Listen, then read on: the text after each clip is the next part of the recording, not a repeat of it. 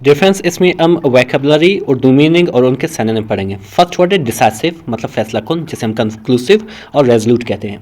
फिर आता है बेलिकॉसिटी, यानी कि जंगजू मिजाज, जिसे हम अग्रेसिवनेस भी कहते हैं और ऑस्टिलिटी भी कहते हैं। डिफ्यूज़, कम करना या काबू पाना, जिसे हम मिटिगेट भी कहते हैं और न्यूट्रलाइज भी कहते हैं। ब्रेजन कहते हैं डठाही को, बेशर्मी को, जिसे हम शेमलेस या इम्प्रूडेंट भी कहते हैं। एग्रेशन, जारियत, जिसे हम एजॉल्ट या ऑस्टिलिटी भी कहते हैं। सॉवरीन, खुद मुख्तार, जिसे हम अटोनमस भी कहते हैं, इंडिपेंडेंट भी कहते हैं। पल्पेबल, यानी कि नुमाया या महसूस, जिसे हम परसेप्टिबल भी कहते हैं, टेंजिबल भी कहते हैं। कंडेमनेशन, जिसे हम सेंश्योर कहते हैं या डिनाउंसिएशन भी कहते हैं। जेनोसाइडल, यानी कि नस्ल कुशी वाला, जिसे हम एक्सटरमिनेटरी भी कहते हैं और एनिलेटिव भी कहते हैं।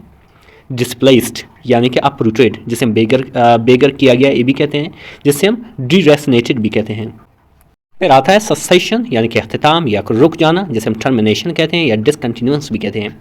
ऑस्टिलिटीज़, यानी कि दुश्मनियाँ या जंगी कार्रवाइयाँ, जिसे हम कॉन्फ्लिक्ट या एंटागोनिज्म भी कहते हैं। एनक्लेव, यानी कि मासूर इलाका, जिसे हम टेरिटोरी प्रीसिंक्ट कहते हैं। मीक, यानी कि कमज़ोर, ये दबका हुआ, जिसे हम सबमिसिव भी कहते हैं और टिमिड भी कहते हैं।